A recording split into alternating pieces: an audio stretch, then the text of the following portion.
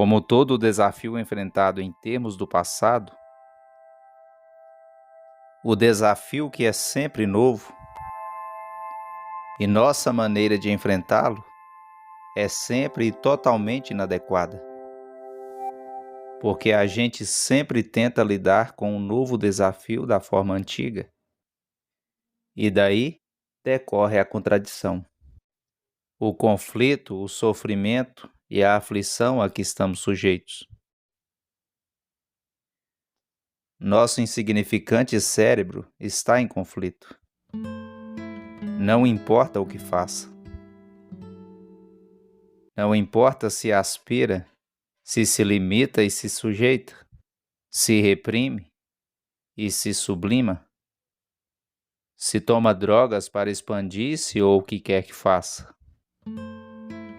Ele se acha sempre no estado de conflito e produzirá sempre conflito. Os que pensam muito são autênticos materialistas,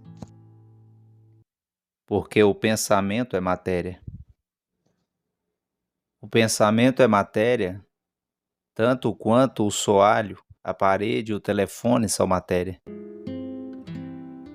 A energia que funciona num padrão se torna matéria. Há energia e matéria. É somente isso que a vida é. Você pode até pensar que o pensamento não é matéria, mas é. O pensamento como ideologia é matéria. Onde há energia, esta se converte em matéria. Matéria e energia estão relacionadas entre si, pois uma não pode existir sem a outra. E quanto mais há harmonia entre ambas, tanto mais equilíbrio existe e tanto mais ativas estão as células cerebrais. O pensamento estabeleceu o padrão de prazer, de dor, de medo, e dentro dele vem funcionando há milhares de anos. E não pode quebrá-lo, pois foi ele quem o criou. Um fato novo não pode ser percebido pelo pensamento. Posteriormente pode ser compreendido pelo pensamento. Verbalmente, porém, a compreensão de um fato novo não é a realidade para o pensamento. O pensamento jamais resolverá um problema psicológico. Por mais engenhoso, por mais sutil e erudito que seja. E qualquer que seja a estrutura que o pensamento cria, por meio da ciência, de um cérebro eletrônico, da compulsão ou da necessidade, o pensamento nunca é novo e, por conseguinte, jamais poderá resolver uma questão sumamente importante. O velho cérebro não pode resolver o enorme problema do viver. O pensamento é tortuoso porque pode inventar tudo e ver coisas que não existem. É capaz dos mais extraordinários truques e, portanto, não merece confiança. Mas se você puder compreender toda a estrutura, porque pensa, as palavras que emprega, o comportamento na vida diária, a sua maneira de falar com as pessoas e de tratá-las, sua maneira de andar e comer, se perceber todas essas coisas, então a sua mente não te enganará. Então não haverá nada que possa enganá-lo. A mente não é então uma entidade que exige, que te julga. Torna-se sumamente quieta, flexível, sensível e só. E nesse estado, não há engano de espécie alguma. Já notou que, ao achar no estado de completa tensão, o observador, o pensador, o centro, o eu deixa de existir? Nesse estado de atenção, o pensamento começa a definhar. Se uma pessoa deseja ver uma coisa muito claramente, deve ter sua mente muito quieta, sem seus preconceitos, suas tagarelices, seus diálogos, suas imagens, seus quadros. Tudo isso tem que ser posto à margem para olhar. E só no silêncio que se pode observar o começo do pensamento, e não quando estamos a buscar, a fazer perguntas e esperar respostas. Portanto, só quando há completa quietude em nosso ser, e então fazemos a pergunta: qual a origem do pensamento?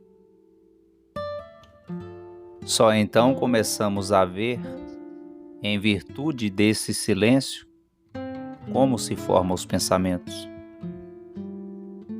Se há um percebimento de como se inicia o pensamento, já não há necessidade de controlá-lo. Despendemos uma grande quantidade de tempo e desperdiçamos uma grande quantidade de energia através de toda a vida, e não apenas na escola, controlando os pensamentos. Esse é um pensamento bom. Devo pensá-lo muitas vezes. Esse é um pensamento mau e eu devo reprimi-lo. Trava uma perene batalha entre um pensamento e outro, entre um desejo e outro. Um prazer dominando todos os outros prazeres. Mas se há o percebimento da origem do pensamento, nele já não existe nenhuma contradição. Agora, quando houve uma seção tal como o pensamento é sempre velho, ou o tempo é sofrimento, o pensamento começa a traduzir, a interpretar. Porém, a tradução e a interpretação baseia-se no conhecimento, na experiência de ontem, de modo que, invariavelmente, você a traduz de acordo com o seu condicionamento.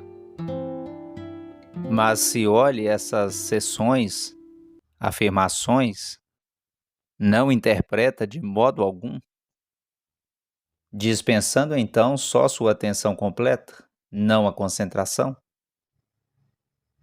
Descobre então que não há observador, nem coisa observada,